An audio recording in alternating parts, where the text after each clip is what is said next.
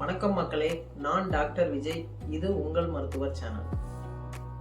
நம்ம கவர்மெண்ட் சார்பில் வர ஞாயிற்றுக்கிழமை ஜூன் 28ஆம் தேதி பிறந்த குழந்தையிலேருந்து 5 வயசு வரை உள்ள எல்லா குழந்தைகளுக்குமே போலியோ சொட்டு மருந்து முகாம் நடத்துகிறாங்க.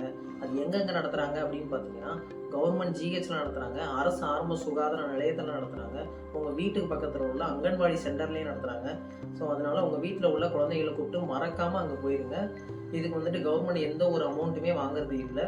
இது ஃப்ரீயாகவே பண்ணுறாங்க. அவங்க குழந்தைக்கு சொட்டு மருந்து போட்டதுக்கப்புறம் குழந்தையோட இடது கை சுண்டு விரலில் ஒரு இங்கை வச்சு மார்க் வைப்பாங்க. இந்த மார்க் 2லேருந்து 4 வாரம் வரை இருக்கும். இதை குழந்தை வாயில் வச்சா கூட எந்த ஒரு பிரச்சனையும் வராது. அதை நினச்சி நீங்கள் பயப்படவே வேண்டாம். இந்த இங்க் எதுக்காக அப்படின்னா, எலெக்ஷன் டைமில் நம்ம கைவிரலில் இங்க் வைப்பாங்க. அது எதுக்காகன்னு நம்ம எல்லாத்துக்குமே தெரியும். அதாவது ஒருத்தர் ஓட்டு போட்டிருக்காரா இல்லையா அப்படின்னு கண்டுபிடிக்கிறதுக்காக தான். அதே மாதிரி தான் போலியோ சொட்டு மருந்து போட்ட மறுநாள் கவர்மெண்ட் சார்பாக ஒவ்வொரு வீடாக சர்வே வருவாங்க. அப்படி வரும்போது உங்கள் வீட்டில் உள்ள குழந்தைங்க சொட்டு மருந்து போட்டிருக்காங்களா இல்லையா அப்படின்னு உங்கள் கையில் உள்ள இங்கை வச்சு செக் பண்ணுவாங்க. அப்படி உங்கள் வீட்டில் உள்ள குழந்தைகள் எல்லாமே சொட்டு மருந்து போட்டிருக்காங்க அப்படின்னா வீட்டுக்கு முன்னாடி பி அப்படின்னு மார்க் பண்ணிடுவாங்க. ஒருவேளை உங்கள் வீட்டில் ஒரு குழந்தை சொட்டு மருந்து போடலை அல்லது வீட்டில் யாருமே இல்லைனாலும் அந்த வீட்டுக்கு முன்னாடி எக்ஸ் அப்படின்னு மார்க் பண்ணிடுவாங்க.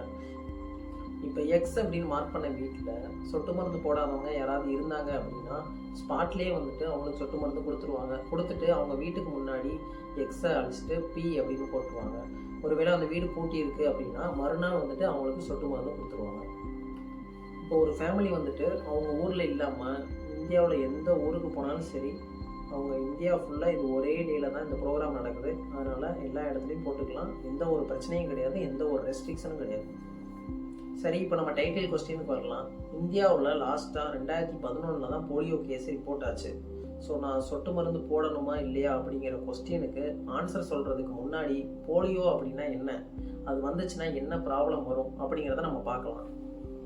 இந்த போலியோ வைரஸ் எப்படி பரவுது அப்படின்னா, சுகாதாரம் இல்லாத தண்ணி, காய்கறிகள், உணவு இதெல்லாம் நம்ம சாப்பிட்றதுனால நம்ம வாய் வழியாக குடலுக்கு போகும். குடல்ல இருந்து ரத்தத்தில் கலந்துரும். ரத்தத்தில் கலந்ததுக்கப்புறம் மூளைக்கு போகுது.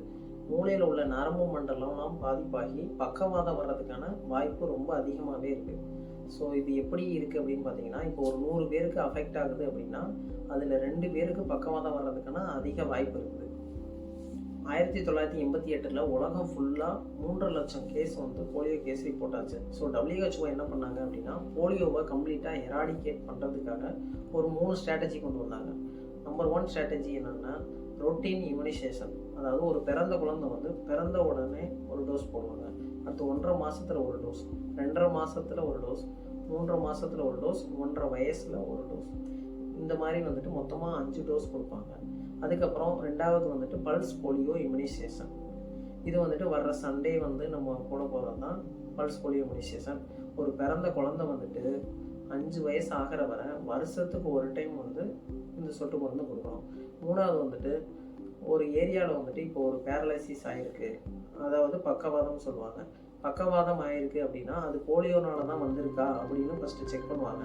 போலியோனால தான் வந்திருக்கு அப்படின்னு கன்ஃபார்ம் பண்ணிட்டாங்க அப்படின்னா அந்த ஏரியாவில் உள்ள எல்லாத்துக்குமே போலியோ சொட்டு மருந்து கொடுத்துருவாங்க. இந்த 3 ஸ்ட்ராட்டஜியும் யூஸ் பண்ணதுக்கப்புறமா 2011 650 கேஸ் தான் ரிப்போர்ட் ஆகிருக்கு.